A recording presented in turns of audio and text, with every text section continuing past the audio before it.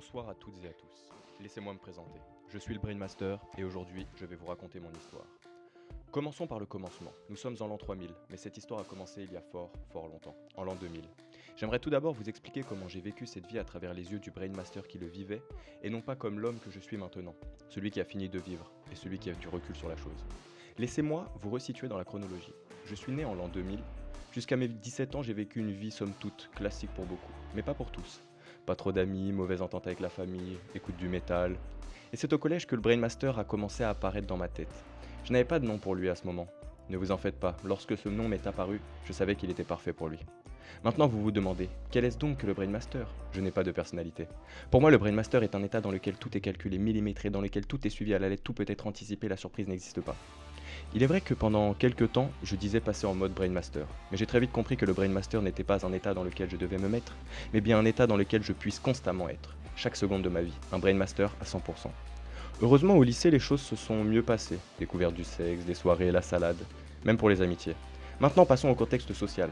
Après le lycée, même en temps libre, je voyais Nathéo, mon meilleur ami. On se voyait tous les jours, on habitait dans le même bâtiment, on partageait la salade et nos vies.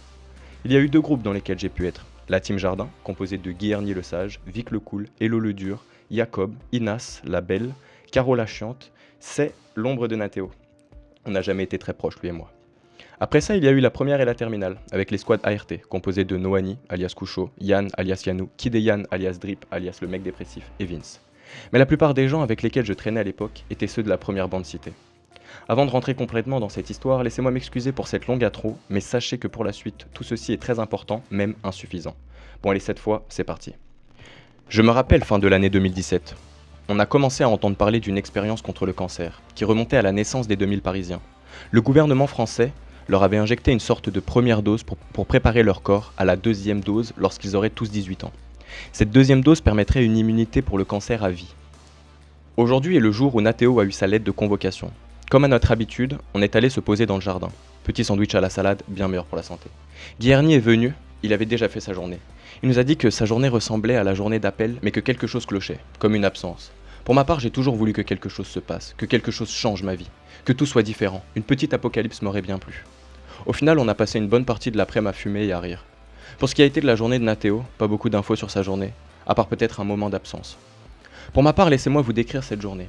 Je suis arrivé à 8h, l'armée nous a fait comprendre que la raison de notre visite était médicale. On nous a parlé du projet gouvernemental qui était de soigner le cancer pour tout le monde, et que l'on nous avait injecté une première dose de ce vaccin à notre naissance. Mais une fois que tous les 2000 Parisiens auraient atteint la maturité pour la deuxième dose, c'est-à-dire 18 ans, ils passeraient à la phase 2, l'injection du remède. De cette façon, tous les 2000 porteraient en eux le remède contre le cancer. Aujourd'hui, le but était de faire une vérification, voir si l'on était encore tous éligibles, car certains corps ne pourraient pas supporter et seraient retirés de l'équation, 10% au total. Il est vrai qu'après ça, une légère absence, puis 18h, fin de la journée. Mais qu'est-ce que je raconte ? Ce n'était pas une légère absence, mais bien un gouffre de l'oubli. L'armée nous cachait quelque chose. Mais attendez, si mes potes et moi on a eu ce feeling, c'est que tout le monde l'a eu. Donc l'armée n'a pas peur que l'on sache qu'il y a quelque chose de pas net, mais ne nous laissera jamais savoir la vraie raison de notre visite. En plus, le jour de mes 18 ans, c'est gros chien. Attendez, parce que le bizarre ne s'arrête pas là. En rentrant, premier réflexe, j'en parle à ma famille, je leur demande s'ils savent quelque chose. Peu importe l'info qu'ils pourraient me donner. Et là, gros silence. Je vous parle d'au moins 1 minute.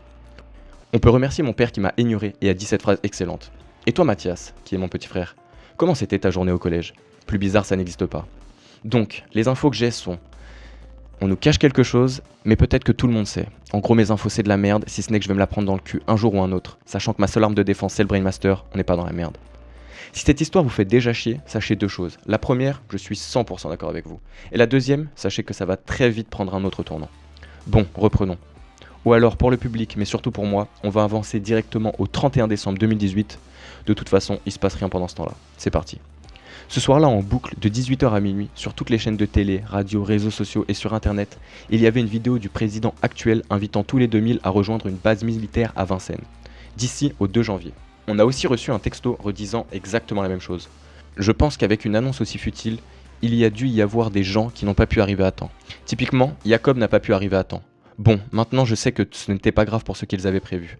Cela étant dit, la team Jardin et moi-même sommes allés à la base le 2 en début d'après-midi. Le soir même, les grilles se sont fermées et une annonce a résonné dans toute la base.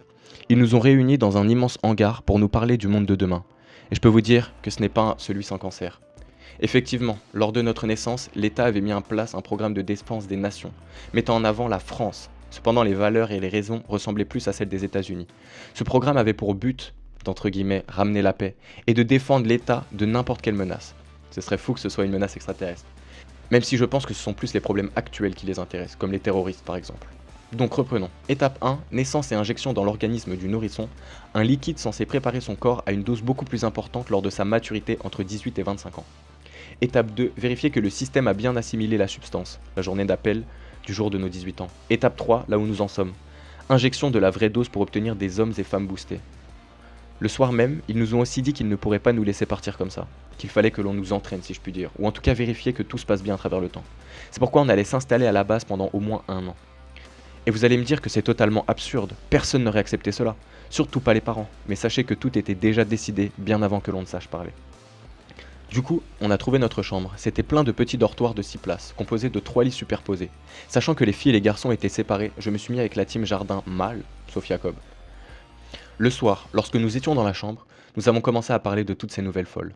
Pour ma part, j'étais celui que l'on n'entend pas, dans le noir, silencieux, observateur. De toute façon, j'étais trop dans mes pensées pour suivre vraiment ce qu'il se passe.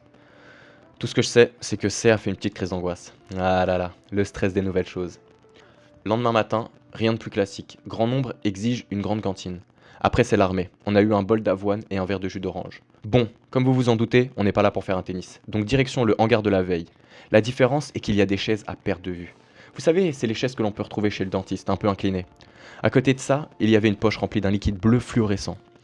La chose que j'ai compris sur le moment, lorsque je n'ai pas vu la pancarte avec nos identités, c'est que le jour de nos 18 ans, ils ont pris nos poids, tailles, etc. pour faire une moyenne de la dose à injecter, signifiant que les gens carrés n'auraient pas assez et les gens comme moi taillés dans un cure-dent en auraient trop. On s'est alors installé sur une chaise. Ils nous ont mis la perfusion dans le bras. Sachez que je déteste les aiguilles. J'ai donc fermé les yeux et après ça j'ai senti du liquide chaud, même brûlant entrer dans mon corps. Et après ça je me suis senti partir dans le sommeil. Je ne pourrais pas vous dire quel rêve je faisais, mais il faisait très chaud et d'un seul coup tout s'est arrêté. C'était calme, agréable, silencieux. J'ai ouvert mes yeux, un plafond blanc et cette odeur. J'ai tourné la tête, j'étais dans mon lit, chez mes parents.